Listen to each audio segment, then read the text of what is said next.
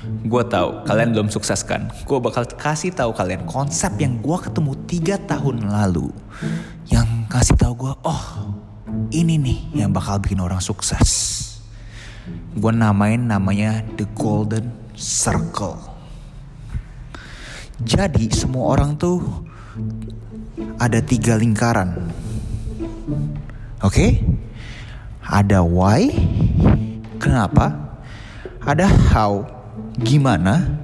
Dan ada what, apa? Orang-orang yang kagak sukses tahu what, apa sih yang mereka jual, mereka bisa jawab. How, gimana? Mereka juga tahu gimana produknya itu beda, unique selling point-nya apa, mereka bisa jawab. Tapi orang-orang yang tidak sukses ini gak bakal bisa jawab kenapa. Kenapa mereka jual produk itu? Kenapa mereka percaya sama itu produk? Mereka gak bisa jawab. Dan kunci kesuksesan adalah dari why ke how baru ke what.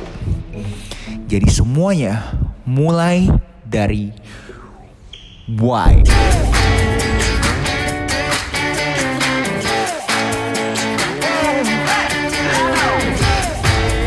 Hai warga kreatif, buat kalian yang mau kenal, salam kenal dulu. Nama gue Agustin Halim, dimana 2 hari sekali gue selalu upload video di YouTube. Dan semuanya berhubungan dengan industri kreatif, kreatif membaca buku, kreatif kripto, kreatif finansial. Apapun yang sifatnya kreatif, akan selalu gue bahas di channel ini. Monggo di subscribe. Hari ini adalah Kultum, kuliah 7 menit. Dimana gue bakal coba extract value, mengambil nilai dari buku-buku yang gue udah pernah baca. Dan hari ini highly requested banget bukunya. Kalian bisa tebak, Start With Why by Simon Sinek. Ya, Start With Why. Pas gue 20-an sekitar gue suka banget sama buku ini. Terutama early 20s. Dimana kata-kata passion itu sering banget diomongin kalau misalnya kita lagi nongkrong. Dan kebetulan video si Doi lagi viral pada saat itu. Well, sampai sekarang sih masih viral sih. Tapi sebelum gue mulai, gue mau kasih warning dulu kalian bahwa Kultum kali ini bakal beda sama kultum-kultum gue yang lainnya. Kalau kalian ngeklik video ini dengan ekspektasi gue bakal review buku ini seperti kultum-kultum gue lainnya, gue minta maaf dulu. Kalau kalian yang baru di sini, format gue review buku selalu ada peran antagonisnya. Dan di buku ini, sama seperti buku Ikigai yang kalian bisa cek videonya di sini, peran antagonis gue lebih banyak lagi. Prolognya buku ini ditulis sama si Simon. Yes, orang yang ngatain millennials malas, jadi kita digeneralisasi semua generasi millennials itu malas. Thank you Simon. Dan beliau punya TED Talk di mana saat pembuatan video ini, video beliau adalah third most watched TED Talk ever. Dan di video tersebut pun dia kasih tahu juga kenapa harus start with why. And dari pertama kali gue nonton video itu, gue agak skeptis. So, kita mulai aja peran antagonis gue. Buat kalian yang nggak punya bukunya, gue rekomendasiin kalian juga bisa cek dulu aja videonya. Karena basically bukunya adalah supporting argument terhadap core konsep video tersebut. Yaitu The Golden Circle. Dimana namanya pemimpin atau pengusaha yang sukses selalu mulai dari kenapa. Kenapa perusahaan tersebut berdiri? Kenapa perusahaan tersebut ada? Lalu lanjut ke how. Apa kita punya keunikan? Terakhir, what? Apa sih yang kita jual? Kebanyakan yang tidak sukses karena tidak tahu kenapanya. Why-nya apa mereka kagak bisa jawab. Karena beliau bilang kagak boleh ngomong duit. By why, I don't mean to make a profit. That's a result. It's always a result. By why, I mean what's your purpose? What's your cause? What's your belief? Karena duit adalah hasil. Sedangkan kenapa itu adalah tujuan. Why is a purpose. Jadi kebanyakan orang itu dari luar ke dalam. Dari what ke how, abis itu baru ke why. Dimana dia klaim kalau misalnya kita mau sukses, harusnya dari why dulu, baru how, baru ke what. Dan dari gue nonton video ini, gue berkoar banget. Gimana caranya gue tahu kenapanya gue? Gue tanya ke kalian, apakah kalian bisa berpikir kalian punya why? Kenapa kalian sekarang melakukan apa yang kalian lakukan? Selain duit, gak boleh duit? Karena itu hasil. Dan itu uniknya kan, kalau duit itu hasil, abstrak banget, apapun juga hasil kan. Contoh si Simon ngomong di bukunya, dia punya why adalah untuk menginspirasikan orang melakukan aksi. Itu kan juga hasil, abstrak banget. Lalu dikontekskan dalam topi bisnis. Di buku ini dan di video itu pun juga kasih contoh yang sama, yaitu Apple. Dimana dia klaim Apple itu mengkomunikasikan why-nya sangat beda, sangat kuat. Karena Apple kasih tahu mereka itu filosofinya apa, mereka itu prinsip hidupnya apa. Mereka tuh think different, mereka itu mau challenge status quo. Dan dia klaim karena why-nya tersebut itu yang bikin Apple itu sukses. Gue gak bisa ngomong buat orang Amerika, tapi gue bisa ngomong apa yang terjadi di market Indonesia. Orang beli Apple bukan gara-gara untuk think different. Orang beli Apple untuk memperlihatkan status sosialnya. Karena keren. Lu pikir orang Indonesia peduli sama why-nya Apple? Yang penting status sosialnya. Dan itu pun juga argumen si Seth Godin di This is Marketing, dimana gue udah ngebahas lebih detail di video ini. Bro, lu ngomong kayak gini lu sendiri udah pernah lakuin belum? Jangan lu cuma ngomong doang juga. Gue pernah coba di fashion brand gue namanya Rupi. Gue coba komunikasikan kenapa Rupi itu harus ada di dunia ini. Gue kasih tau karena Made in Indonesia ini sangat diasosiasikan dengan barang yang kualitasnya rendah. Dimana gue share lebih jauh, ternyata banyak produk-produk di luar sana sourcing mereka punya baju dari Indonesia. Jadi sebenarnya Made in Indonesia itu sangat luar biasa. Dan gue juga kasih tau ke mereka caranya proses brand-brand luar tersebut memarkup mereka punya produk, tapi nggak ada yang peduli. Gue kasih tau bahwa Rupi itu cuma kali 2,5, sedangkan kalau misalkan brand-brand luar itu bisa kali 7 dan kali 10, orang kagak peduli. Orang yang peduli apa tau gak? Diskon. Bro, tapi dia bilang di backing sama science loh. Nih, dia bilang ini nih. Brain, our Homo sapien brain, our neocortex, corresponds with the what level.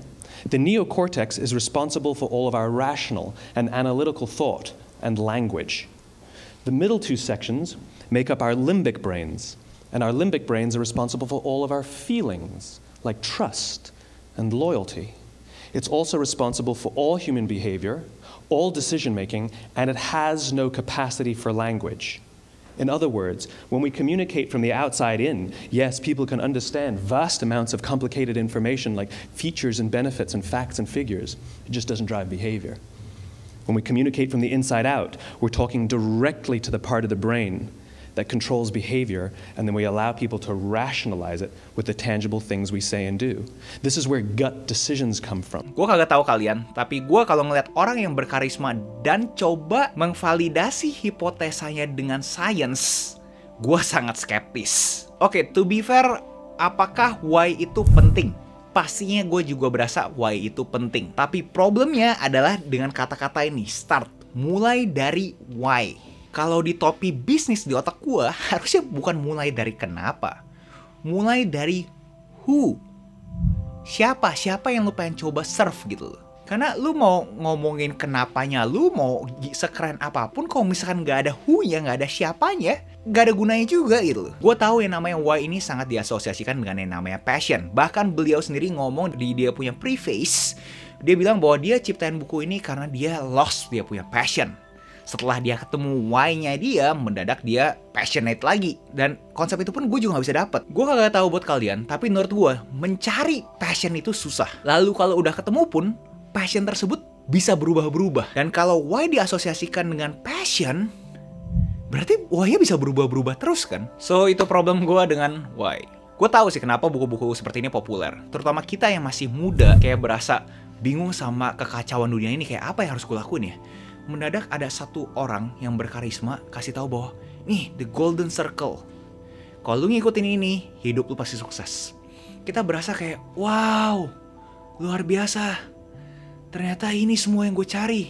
Problemnya adalah gak sesimpel itu gitu. Terutama buat kalian yang sama kayak gue yang susah untuk mikir apa why-nya. Gue sampai sekarang ini kagak tahu gue punya why. Karena definisi why-nya dia nggak boleh sesuatu yang hasil. Contoh, why-nya gue pengen keluarga gue bahagia. Itu adalah hasil kan? Layaknya dibilang, uang adalah hasil.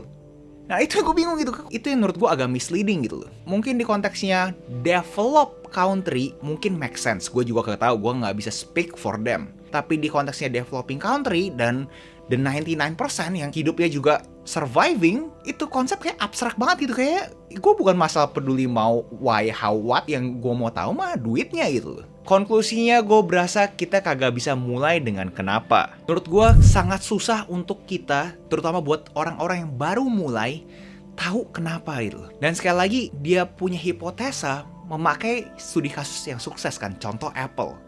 Semua orang bisa bikin narasi terhadap kenapa Apple sukses kan. Karena ada yang namanya success bias. Apapun narasi yang kita ciptakan untuk ngomongin kesuksesan mereka, ya orang-orang berasa kayak ya make sense karena sukses gitu. Tapi buat the rest of us, the 99% yang otak yang gak sekeren Steve Jobs, gimana cara kita tahu kita punya why? Dan itu yang bikin gue gak suka sama buku ini. Karena dia ngomong start with why. And to be fair, dia juga ada rilis buku berikutnya yaitu Find Your Why. Tapi gue juga udah gak beli lagi karena dia ngatain millennials itu males. Tapi menurut gue kita gak mungkin bisa secara aktif nemuin kita punya why. Menurut gue prosesnya tuh pasif. Kalian harus melakukan terus what-nya dulu, what, sampai akhirnya kalian baru bisa ketemu why-nya kalian. Jadi kalau misalnya gue konklusikan gue punya peran antagonis, miskonsepsi terhadap The Golden Circle ini adalah orang harus start dari why. Menurut gue nggak apa-apa, kalian cobain start dulu sampai akhirnya kalian ketemu kalian punya why. Kalian mending beraksi dibandingin kalian nggak ada aksi. Dan buku ini sangat berkorelasi sama video gue yang gue kasih tahu, jangan konsumsi buku self-help kebanyakan. Karena menurut gue dopamine hitsnya luar biasa gitu loh. Ada illusion of progress bahwa wow ternyata gue tahu yang namanya The Golden Circle. Abis The Golden Circle, gue pasti sukses. Nggak kayak gitu guys.